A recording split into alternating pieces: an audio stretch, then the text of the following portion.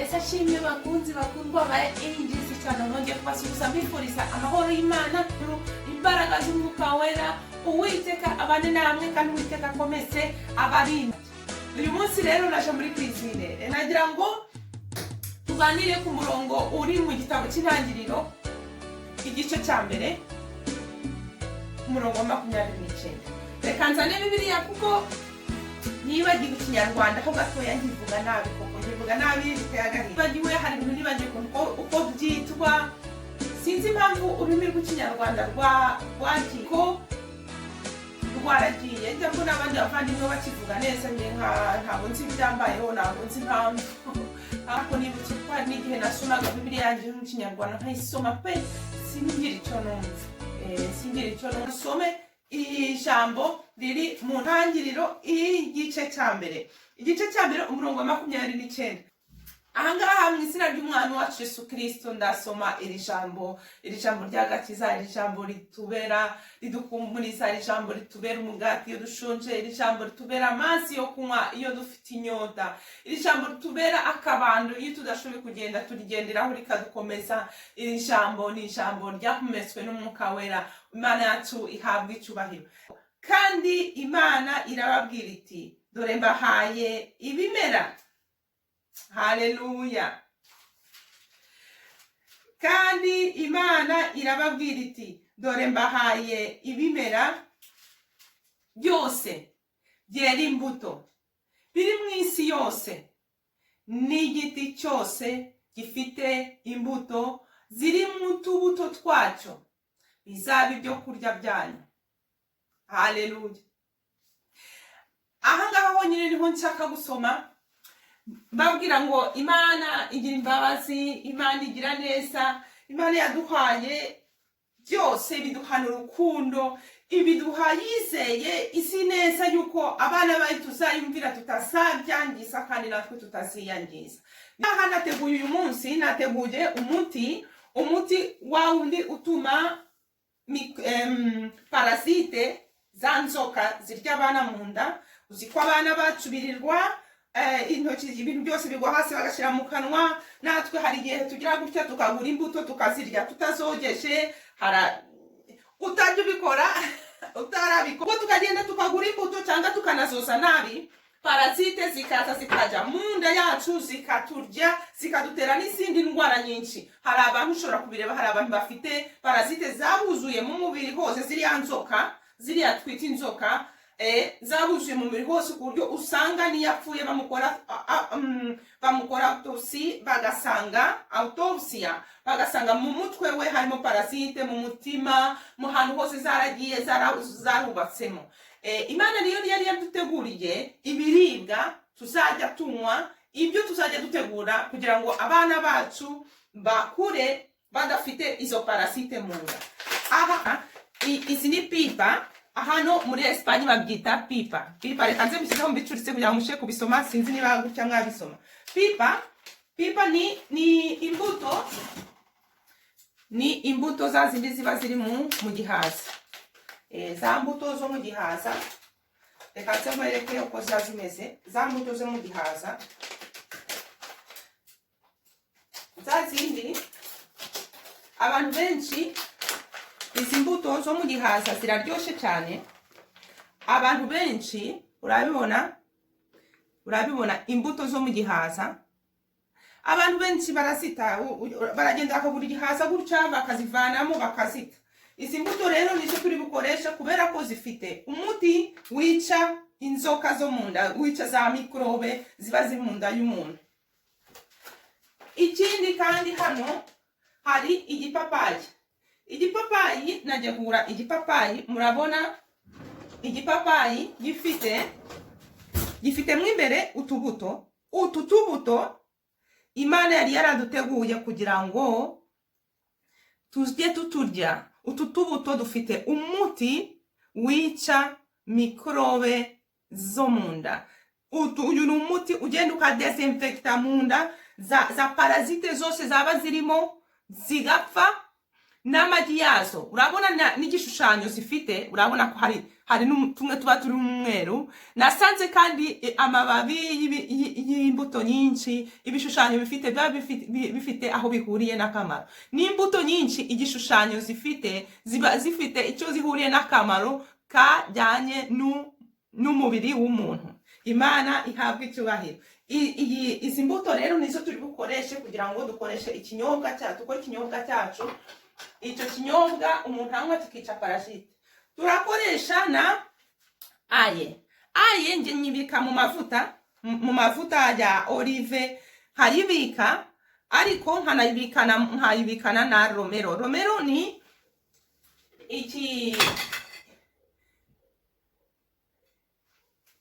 iki cyatsi muragifite mu Rwanda, muragifite aho ngaho mu Rwanda, natwe kera iwacu muri jaride twatugifite, muragifite iki. Ubu rero irahumura nyine, birahumura, bihumura neza. Iyo ubibiste ukabibika hamwe, ntabwo aye iba igira iciba, ntabwo aye igira iciba. Ushobora kuyikoresha ugiye gukaranga inyama, ushobora kuyikoresha kuyishyira no ku mugati, ushobora kuyikoresha uburyo ushatse. Iyi aye rero niyo ndi bukoreshe. Aya mavuta kandi ni amavuta meza cyane ku buryo ushobora no kuyakoresha ku mubiri wawe. Ni desinfecta, ara desinfecta, kubera ko iyi romero inaha niko bayita, ni umuti mwiza cyane, ni antiseptique. Ubwo rero ndakoresha imbuto z'igipapayi, ndakoresha imbuto z'ibihaza, inaha bazita pipas, ndakoresha n'ikindi kijumba, hano bacita rekanze ndagihata. Hano bacita, mwebwe mucita ngo iki? Hano bacita remolacha. Aha, hano bayita remolacha. Reka rero ngiye kuyihata. Mureba ngaha bayita remolacha. Urabona remolacha ni remolacha. Ndayihata. Ubu ibi ni ibintu nibagiwe mu Kinyarwanda, ariko aho ngaho mu Rwanda muzi cyaricyo, kuko agahe gatoya tuba dufite hano mu Burayi. Basiko abantu abakozi babaho, abantu baciriritse nkatwe, nta bakozi tugira, nta nubwo wajya kuvuga ngo ugiye guhaha ngo urye ibiryo byo muri restaurant. Minsi yose tuba dufite akazi kenshi, turi ibintu byose byo mu rugo turabyikorera. Ubu rero reka nze ndebe. Okay, reka nze ndebe. Ubu rero nagihase naracyogeje imbere. Ubu nicyo ndi bukoreshe kugira ngo nkore iki kinyobwa nababwiye ko nzategura. Ni ikinyobwa gisukura mu mubiri, kigakuramo toxine, kikica mikrobe zose zaba zirimo. Ukagitegura ukaginywaho, ukanywa nk'akarahuri iminsi 5 yonyine, ariko ukirinda ibintu by'amasukari muri iyo minsi. Ndakoresha akamashini rero. Reka nzibabwire témoignage. Akamashini nagiye ahantu njye nari mfite kano kanjye gashaje. Nagiye ahantu nsanga umuntu afite akangaka, agafite ariko atagakoresha. Ndavuga ariko Yesu, yewe nkeneye iyi mashini, ndayishaka. Bitekereza mu mutima, ariko iyo turasenga tukavuga tuti Imana nagusabye byinshi mwami Imana, ariko ibyo uzi ko nkeneye ari byumpa, ibyo uzi, ariko kandi mu buzima bwanjye hakorwe ugushaka kwawe, hatabe ukwanjye. Ugiye narayirebye navuga nti ndayishaka, ariko aho kuvuga ngo njye nzi ko njye ntabwo banki yanjye iba mu ijuru, nta mafaranga njye ngira mu ntoki. Mu by'ukuri nta mafaranga njye ngira mu ntoki, banki yanjye iba mu ijuru. Ibintu byose nkeneye iyi saha igeze birahagera. Niyo mfite amafaranga mu ntoki mba mbona mpita numva ko atari yanjye, mba mbona ko Imana iba yayampaye kugira ngo ugire icyo nyikoresha, kugira ngo izina ry'Umwami wacu Yesu Kristo rihabwe icyubahiro. Nicyo mba nitekerereza. Ubwo rero nagiye aho hantu ndavuga ariko ndashaka iyi mashini, ariko ubwo nagiye kubona mbona iri mu nzu. Numva mukaranga ariko iya mashini washakaga ntuyifite, ijyanye byose washakaga kugira ngo ukore ikiganiro cyawe urabifite, ariko ndavuga ariko Mana uhabwe icyubahiro. Ibyanjye byose niwe ubikontorora. ibyo nkeneye byose. Hari ibintu byinshi mba ntasabye Imana ariko Imana ikabingesaho. Ubu ngubu iyi mashine yageze hano, nta kintu nayiguze, nta n'igiceri na kimwe natanze. Imana rero ihabwa icyubahiro, ndashima Imana ko yayimpaye. Ni ibintu byinshi mfite hano. Iyi microwave nta giceri natanzeho, iyi frigo nta giceri natanzeho, urayibona bayinzaniye ari nshasha, nta giceri natanzeho. Uko nguko niko Imana ikora, niko Imana ikora, ku buryo nge mba nifuza gukorera Yesu igihe cyose, kuko mvuga nti nibuze ibyo nkeneye, kuko ibyo ntakeneye, ibyo ntafite ntabwo ari ibyanjye, ariko ibyo nkeneye Yesu arazi neza yuko umunsi n'isaha nugera azabingezaho. Rero ndashima Imana ko yampaye iyi mashine ikayinzanira, ariko ntakiruka yuko nari narayifuje, nari narayisabye mu mutima, urumva. Ahubwo njye mba mpangayikiye gusa abandi bantu baba bababaye cyane. Hari abandi bantu baba bababaye, bari kure, bamerewe nabi. Ndakunda kureba Zaburi nshya, nkareba umurimo umukozi w'Imana arimo akora. Umukozi w'Imana Ntaganzwa Priscille arimo akora, Imana imuha umugisha, n'abandi bakozi b'Imana benshi bari gukora imirimo ikomeye byo gusura abarwayi, gutabara abantu batishoboye. Uwo ni wo murimo. Gukorera Imana ni byiza cyane bene data, uko mujya mubona akanya mujye gukorera Imana. Imana niyo ibizi ibyo dukeneye, ikabituzanira igihe cyayo, ikabituzanira igihe cyiza. Uko twe turifuza tukifuza ibintu, ariko Imana niyo iba izi ibyo dukeneye neza, ikabituzanira igihe cyayo. Kuko ndibuka ko n'igihe wenda nashakaga iyi mashine yo gukora ji, vuga nti akanje mfite karashaje, ndibuka yuko wenda nta nubwo nari mfite wenda akanya ko kuba nakora iki kiganiro, ariko uyu munsi ni umunsi Imana yabonye ko ari umunsi mwiza ko nashobora gukora iki kiganiro. Imana yacu rero ihabwe icyubahiro. Reka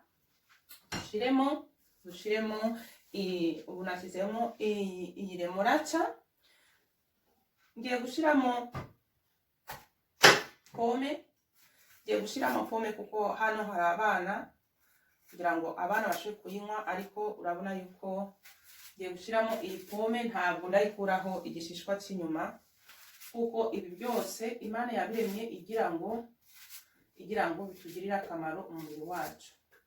Ubu ngubu kubera indwara ihari ahangaha hanze ya COVID, tugomba kurinda umubiri wacu cyane, Nabonye ukuntu COVID ijya yica abantu vuba vuba. Iyo igeze mu mubiri w'umuntu igasanga ari febre, cyangwa igasanga afite n'izindi ndwara wenda atazi, ihita imwica n'ako kanya. Hari video nari nshaka kuboherereza, numva binteye ikintu, ndavuga nti abantu batazahava y'ukuntu COVID yagiye hano abantu babakeneye, irabica. Babandi bajya kwa muganga bakababwira ngo usaze ejo, kuko badafite n'ubushobozi bwo kuba bajya kwigurira imiti. Ubwo rero COVID ikabica gutyo. Abantu badafite ubushobozi, ngiye gufata iyi anana, kuko niyo dukoresha kugira ngo dukoreshe. Iyi anana nayo ifite umuti utuma muri yo, ni urubuto ruryoshye cyane abantu benshi bakunda, ariko ji yayo icyo ikora nayo isukura mu mubiri, igatuma toxine zose zivamo, kandi ifite uburyohe bwiza cyane. Iyi anana rero irafasha irafasha iyi remoraca, ji yayo irabifasha kugira ngo bishobore gukora umurimo bigomba gukora mu mubiri. Gutya kwa kundi gutya, kandi irazana uburyohe, iraba ari ji iryoshye. Sikre yayo ntabwo ari mbi ku mubiri kuko ni naturel. Ubu rero abana bato muri iki gihe nabo bari kunyura muri ganje, kuko barimo kubabwira ngo bagomba guhora bafite agapfukamunwa, ubundi bagahora bari kwihanaguza intoki n'iya sanitizer, ubundi bagakora ahantu hose. Ibi bintu rero ni ibintu umuntu aba agomba kurinda abana cyane, birimo no kubasengera, birimo no kubigisha gusenga, kuko hari igihe tuba turi kumwe nabo, ariko mu by'ukuri tuzi neza ko tutazabana nabo igihe cyose.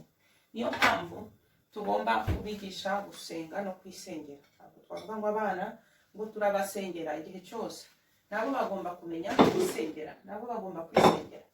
Rero ngiye gushiramo ngiye gukoresha iyi anana, ngiye kuyishyiramo kugira ngo tuze kugira ji itubutse, mwibuke yuko nashyizemo aye iryinyo rimwe, inaha baryita iryinyo, sinzi ukuntu mubyita. Nashyizemo aye agace kamwe, reka nze mbegereze mwe.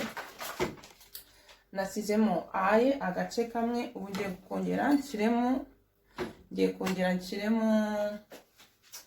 anana kugira ngo dukore ji nziza ihagije, ndabona bitangiye kuzura, ariko kubera ko nkunda igipapayi nacyo ngiye gushyiramo gakeya kugira ngo bigire impumuro nziza.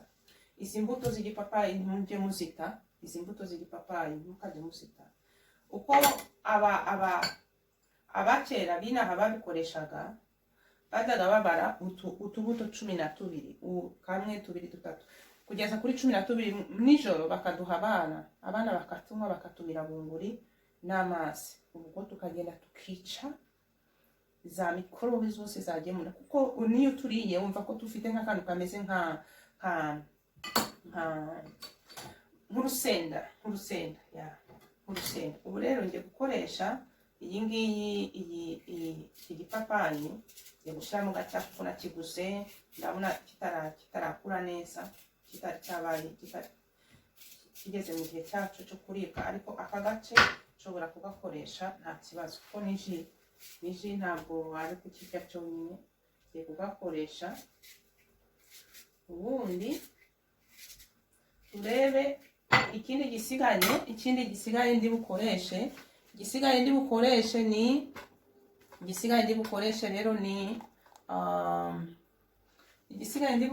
ni za mbuto z'ibihaza. Izi ngizi rero nazo zica mikorobe zigasukura mu mubiri. Ngiye gushyiramo nk'uko abandi bakora, ngiye gushyiramo mu byita ngo ngiye gushyiramo gutya, mu gisipanyoli naho babyita ngo una mano, umpunyado niko babyita. Umpunyado ni gutya, ariko iyo ugize gutya babyita umpunyado. Nshyizemo ikindi gisigaye, imbuto twashyizemo, imbuto z'igipapayi twazishyizemo.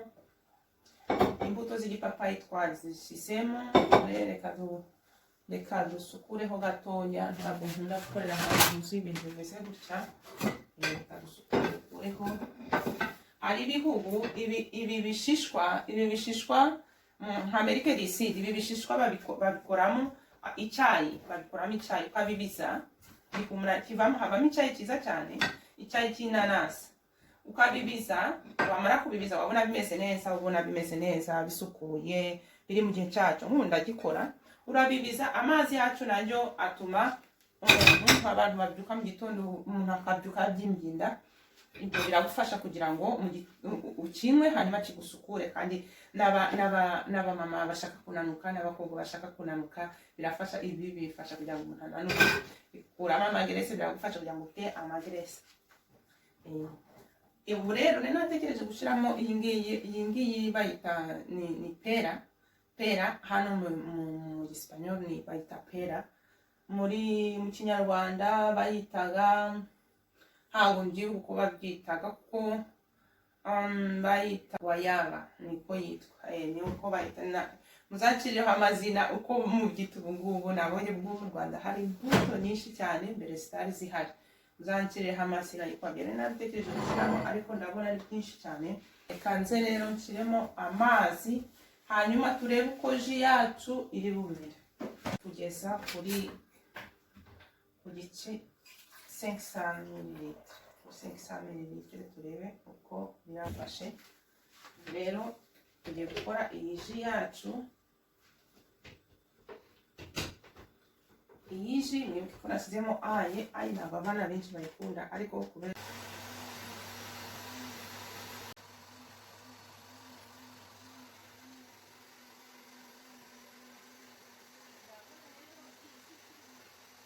nibutse yuko nari mfite igipapayi nari narabitse, ngiye kucyongeramo kubera ko cyari kiri konjere. Ngiye kucyongeramo kugira ngo iki kinyobwa cyacu kibe gikonje. Hasi ndongeramo n'amazi makeya kuko ndabona byabaye. Ndongeramo n'amazi makeya, hanyuma ndabona ikindi umuntu ashobora kubibika bikonjere.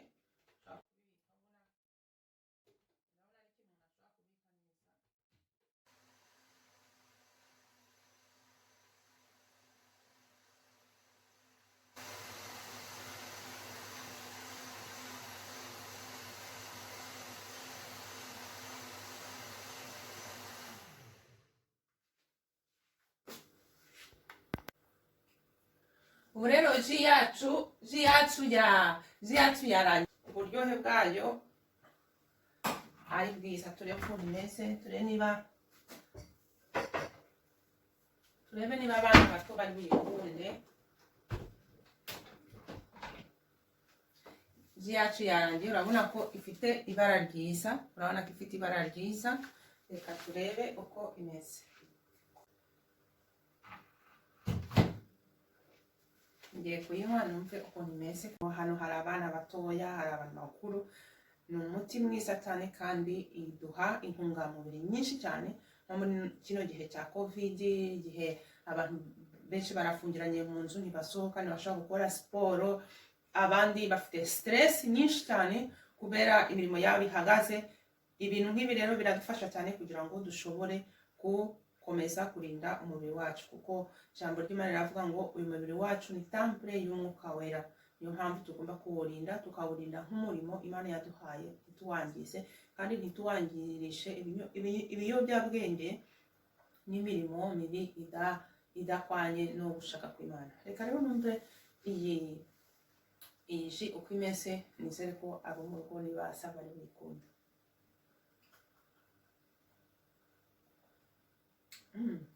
Iraryoshye cyane pe.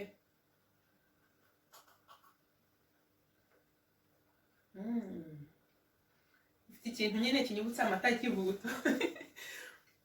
Ikintu kiryoheye kinyibutsa amata y'ikivuguto yo mu Rwanda. Inaha ntabwo isakoze, ntabwo bari kimwe, ntabwo humura kimwe, ntabwo aryoshye kimwe. Nyine umuntu aba utavuga ati nzafata indege ngende nje kunywa amata y'ikivuguto. Imana ni nk'umugisha, ariko Imana ihabwa ati guma aho ngaho, aho naguhamagariye ufite umurimo wo kuhakora, ugomba kuwukora kandi nzakurinda. Imana ibigira neza bene data. Nje mba nabuze amagambo, nabuze uko mbisobanura ko Yesu yera, ko Yesu ari mwiza. Hari igihe ahantu ntuye naje mfite imyenda yanjye iri mu masashi. Uzi kugera ahantu ufite imyenda iri mu bikapu byashaje, mu mashashi, mu plastique. Ariko Yesu yarantabaye mwene data. Yesu yarantabaye kuva ku isabuni, kuva ku mashuka ndyamamo, kuva ku gitanda ndyamaho, kuva byose. Yesu yakoze igitangaza arantabara. Ntiyari nagendaga amarira yose ndiramvuga nti kumwami ngende gukunda mbabarire, niba muri ibyaha byacu mbabarira, ibintu byose bibayeho ndavuga ibyaha byanje mbabarira Mana. Kuko dukora ibyaha byinshi tudashobora no gutekereza ibyo ari byo. Ariko iciza nuko twaca bugufi igihe cyose duhora dusaba Imana imbabazi. Hari umuntu wigeze ambwira ati wowe igihe cyose ukora isaba Imana imbabazi. Ndavuga ngo nzayisaba imbabazi kuko nigeze kumva ijwi rimbwira ngo mu muriro nta gihe kizaba gihari cyo gusaba imbabazi, nta gihe kizaba iyo umuntu uzagerayo nta mwanya wo gusaba imbabazi. Ariko hano nkiri muri uyu mubiri nzajya nisaba imbabazi kuko Imana ni Imana, twe turi abantu, turi mu mubiri w'urugondo w'igitaka. Uyu mubiri uraducumuza cyane, ukadukoresha ibintu byinshi kandi na kamere n'uburyo tubaho n'imico dufite n'iki byose ntabwo bijyanye nuko ijambo ry'Imana ritubwira. Niyo mpamvu tugomba kugerageza tukirwanya, tukitsinda, kuko ntabwo kandi Yesu ntabwo ari sentimentali. Yesu yanyeretse ko atari sentimentali. Igihe agiye gukora ikintu, iyo yavuze ngo no ni no, iyo yavuze ngo yego ni yego. Niyo wari ushobora kurera ukigaragura ukizambaguza, Yesu yavuze ngo no, aba yavuze ngo no. Niyo mpamvu rero ntabwo ari imikino, agakiza ntabwo ari imikino.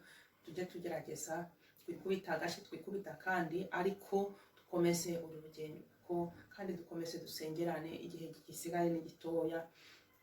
Igihe gisigaye ni gitoya, ibyahishuwe byose birimo kurangira, hasigaye bikeya bitaraba, ariko abahanuzi byo bahanuye byinshi turimo kubibona n'amaso. Ndi kubona aba bantu barimo kwitera aka kantu barimo kwitera hano, mukitondere kuko bazagutera akambere bagutegura umubiri, bagutera aka kabiri bagutegura umubiri. Ubwo rero niko bimeze. Dufite amavideo y'abantu benshi abaforomokazi bakiteye barwaye umubiri wabo birirwa batitira, servo yabo barayideturuwije, bavuga bati niyo byaba ari miliyoni bagomba kumuhemba akazi, nta kintu nta giciro gihagije cyo kuvuga ngo nari kwitera uru rushinge. Urumva niyo mpamvu rero nagira ngo mbabwire ngo aka kantu mukitondere. Amaraso ya Yesu nirwo rukingo dufite, izina rye riraturinze. Mwami Yesu aracyari ku ngoma kandi niwo mutware, arimo ararebesha abantu bose amaso, araturebesha amaso twese ngo arebe uri bumukoze isoni, ngo arebe uri gushidikanya. Aka kantu mukitondere.